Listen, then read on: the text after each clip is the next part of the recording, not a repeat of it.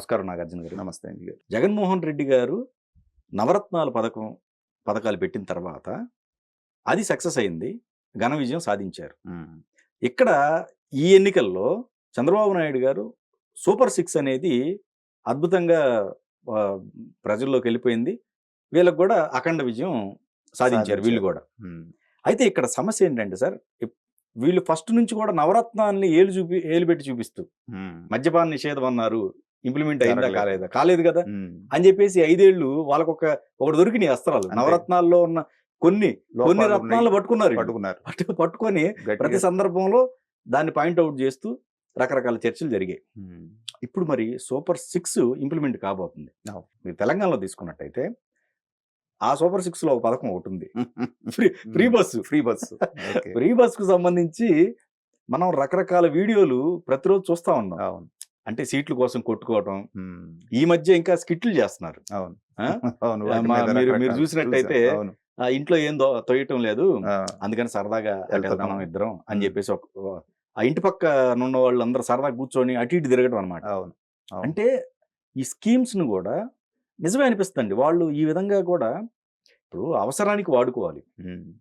అవసరం కాకుండా కూడా ఇలా వాడుకునే వాళ్ళు ఎంతమంది ఉండాలి? ఖచ్చితంగా.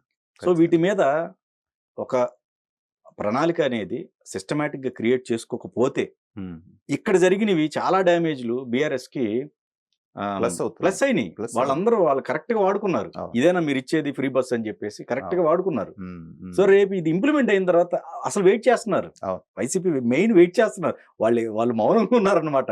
సూపర్ 6 ఎప్పుడు స్టార్ట్ అవుద్దా?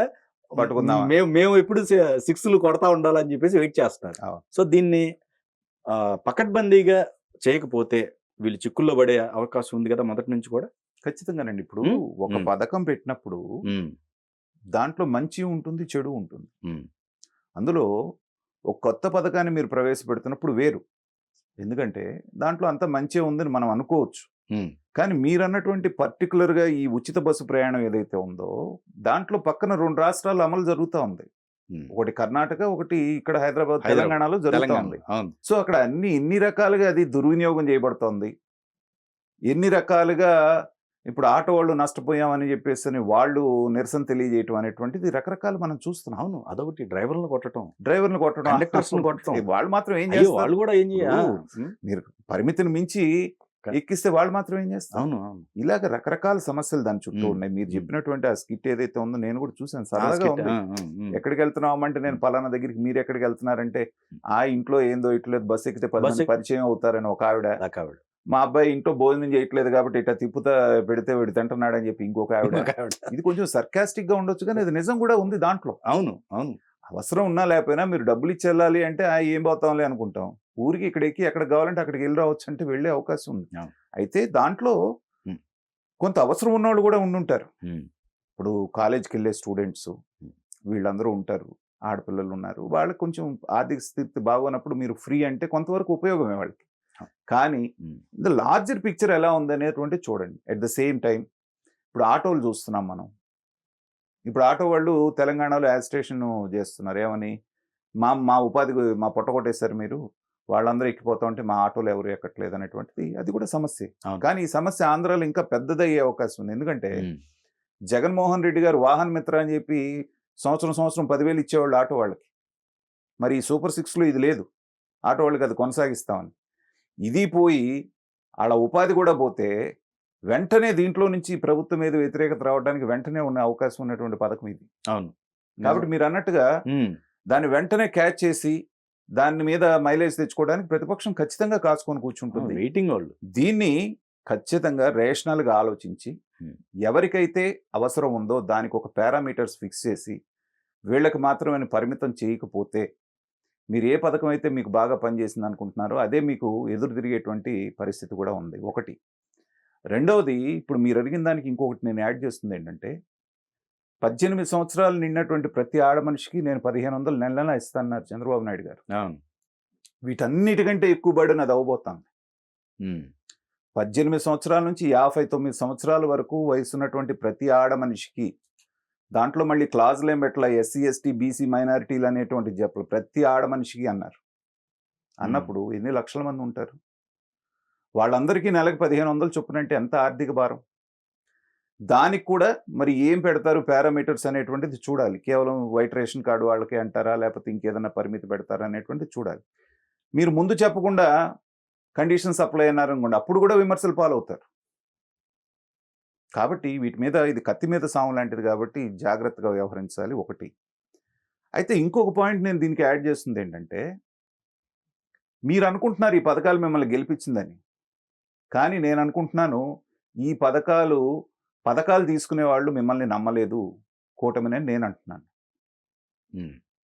కారణం ఏంటంటే జగన్మోహన్ రెడ్డి గారికి సాలిడ్గా 40% ఏ పథకాలు తీసుకున్న అవ్వాతాతలు, అక్క చెల్లెళ్ళు, అన్నదమ్ములందరూ కూడా ఆయనతో పాటే ఉన్నారు. 40% ఆయనకు ఓట్లు వచ్చినాయి అంటే ఈ పథకాలు తీసుకున్న వాళ్ళు మీరేదో ఎక్కువ ఇస్తారు కాబట్టి అని చెప్పి మీ దగ్గరికి వచ్చేలా ఓటర్లు మీ ఓటర్లుగా మారిన వాళ్ళు ఎవరు? ఆయనతో కొరడా దెబ్బలు తిన్నటువంటి ఉద్యోగస్తులు, వాళ్ళ ఫ్యామిలీ మెంబర్సు. ప్రతి సంవత్సరం జనవరి 1వ తారీఖున జాబ్ క్యాలెండర్ ఇస్తానని చెప్పేసి మోసపోయినటువంటి నిరుద్యోగులు.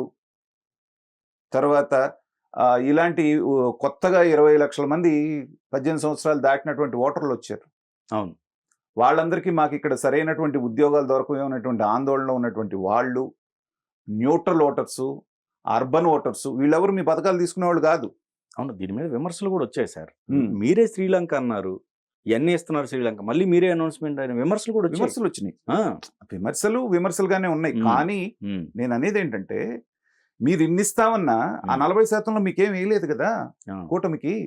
అక్కడే ఉన్నారు, వాళ్ళు అక్కడే ఉన్నారు. కరెక్ట్. ఎందుకంటే వాళ్ళు ఏం ప్రచారం చేశారు? చంద్రబాబు నాయుడు చెప్తాడు కానీ చేయడు అన్నారు.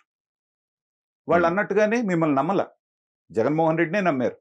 మీరు వెంటనే నేను రాగానే 4000 ఇచ్చేస్తాను. ఇప్పుడు వాళ్ళకు కూడా ఇవ్వాలిగా, వాడు చచ్చినట్టు. ఇప్పుడు 40% మందికి కూడా ఇవ్వాలి కదా, కూడా ఇవ్వాలి. ఇప్పుడు అందరూ ప్రజలే కదా. అదే. సో మీరు ఆయన 350 రూపాయలు 3000 దగ్గర నుంచి నేను 3500 చేయటానికి 2028లో 250 రూపాయలు, 2029లో 250 ఇస్తానన్నా అతన్నే నమ్మారు. మీరు జూలై 1వ తారీఖు నాటికే నేను 4000 ఇస్తాను, పాత 3000 కూడా కల్పిస్తానంటే మిమ్మల్ని నమ్మల వాళ్ళు. నమ్మితే 40% ఆయన కోట్లు లేరు. ఇది క్రిటికల్గా మనం పైకి కనిపించేది వేరు, లోపల చాలా ఇది ఉంటుందండి. క్రిటికల్గా ఎగ్జామిన్ చేస్తే ఇవన్నీ మనకు అర్థం అవుతాయి. మీరు ఎంత ఇస్తామన్నా, ప్రతి ఇంటి ఆడ మనిషికి మీరు 1500 ఇస్తామన్నా కానీ అదంతా నమ్మితే అతనికి 30% రావాలి, ఇంకా తక్కువ రావాలి. కరెక్ట్ అండి, ఇంకా తక్కువ రావాలి. కానీ 40% సాలిడ్గా నిలబడ్డారంటే పథకాలు తీసుకున్న ప్రతి ఒక్కళ్ళు 90% నా దృష్టిలో జగన్మోహన్ రెడ్డి గారికి ఓట్లు వేశారు. ఇప్పుడు మీరు సరిగ్గా క్యాల్కులేట్ చేయలేక అదనపు భారం తెచ్చి నెత్తినేసుకున్నారు మీరు. ఆ 40% మీకు రాలే. ఇప్పుడు టాస్క్ ఏంటంటే, మీకు అన్నట్టుగా నిజాయితీగా వాళ్ళకి అంతకుముందు జగన్మోహన్ రెడ్డి ఎలా అయితే బటన్ నొక్కి ఇచ్చారో వాళ్ళకి కనుక చేరితే 1 సంవత్సరం 2 సంవత్సరాలు అనుభవించిన తర్వాత, ఒక్క బిడ్డకే అమ్మఒడి తీసుకుంటున్న అతను 2వ బిడ్డకి 3వ బిడ్డకి కూడా తీసుకున్న తర్వాత అప్పుడు ఈ 40% చీలటం మొదలవుతుంది. ఈ తెలుగుదేశం టార్గెట్ ఏంటంటే, ఓహో చంద్రబాబు నాయుడు ఇంతకంటే ఎక్కువ ఇస్తున్నాడు, జగన్మోహన్ రెడ్డి ఏముద్దరు ఇచ్చాడు మనల్ని అనేటువంటి భావన వాళ్ళలో కల్పించాలి అంటే మొదటి 2 ఏళ్ళు మీరు గనక గట్టిగా పనిచేసి అన్నటువంటివన్నీ అన్నట్టుగా ఇంప్లిమెంట్ చేస్తే ఈ 40% చీలటం మొదలవుతుంది. దాన్ని నెక్స్ట్ మీ దీనికి వచ్చేటప్పటికి 20% పరిమితం చేస్తే 2029లో కూటమి విజయం నల్లేరు మీద నడకవుతుంది. కాకుండా మీరు గనక ఏమాత్రం అక్కడ తడబడ్డా, ప్రజల ఆకాంక్షలు చేయలేకపోయినా, మళ్ళీ అది 45% 47% పెరిగిందనుకోండి, దానికి 3-4% మళ్ళీ యాంటీ ఇన్కంబెన్సీ యాడ్ అవుతుంది. 5 సంవత్సరాలు ప్రభుత్వం పాలించిన తర్వాత ఇవన్నీ యాడ్ అయితే మీకు బొమ్మ తిరగబట్టడానికి ఎక్కువ రోజులు పట్టదు. కాబట్టి ఇన్ని ప్రమాదాలు వైకుంఠపాళి లాగా ఉంది. కాబట్టి చంద్రబాబు నాయుడు గారు కూటమి ప్రభుత్వం వేసే ప్రతి అడుగు జాగ్రత్తగా వేయాలి. ఇచ్చిన ప్రతి హామీని చిత్తశుద్ధితో అమలు చేస్తేనే ఈ 5 సంవత్సరాలు నెగ్గు రాగలవు. ఇప్పుడు నవరత్నాల్లాగా వీళ్ళు సూపర్ 6 అనకపోయినా కానీ గెలిచేవాళ్ళేమో. 100%. మీరు ఏమి ఇవ్వకపోయినా మేము కొత్త పథకాలు ఏమీ చెయ్యం, జగన్మోహన్ రెడ్డిని పదవిలో నుంచి తీసేసి అవినీతి పాలనని, ఈ రాక్షస పాలనని మేము తొలగిస్తామంటే అన్నా కూడా 150 సీట్లు వచ్చాయి. ఓకే. కానీ జగన్మోహన్ రెడ్డిని వీళ్ళు చాలా ఎక్కువ ఊహించుకున్నారు. నేను చాలా గతంలో కూడా డిబేట్స్లో చెప్పాను, జగన్మోహన్ రెడ్డి చేసే పిచ్చి పనులన్నింటినీ కూడా ప్రతిపక్షం గందరగోళంలో పడి ఇదేదో స్ట్రాటజీ, దీని వెనకాల పెద్ద ఎత్తుగడ ఉంది అనేటువంటిది ఫీల్ అయిపోయేవాళ్ళు వీళ్ళు. నేను అనేక సందర్భాల్లో చెప్పాను, ఇది స్ట్రాటజీ లేదు, ఏమీ లేదు, ఇది మొండితనం, పిచ్చితనం, దీని వెనకాల రేషనాలిటీ ఏమీ లేదని పలు సందర్భాల్లో నేను చెప్పాను. ఓకే. అదే ప్రూవ్ అయింది. ఉమ్, అది గనక స్ట్రాటజీ అయితే ఎలక్షన్ ముందు చెత్త రికార్డు ఉన్నటువంటిది నీ మీద జనానికి అసహ్యం వేస్తున్నటువంటి టైంలో నేను బాగానే ఉన్నాను, నా ఎమ్మెల్యేలు సరిగ్గా పనిచేయట్లేదని 90 మందిని మారుస్తాడు ఎవరన్నా బుర్రన్నోళ్ళు? అవును. ఎక్కడైనా భారతదేశంలో జరిగిందా? ఒక నియోజకవర్గంలో పనికిరానాడు కొత్త నియోజకవర్గం పరిచయం లేని నియోజకవర్గంలో పనికొచ్చేవాడు ఎలా అవుతాడు? ఇది సింపుల్ లాజిక్ అవును. కదా.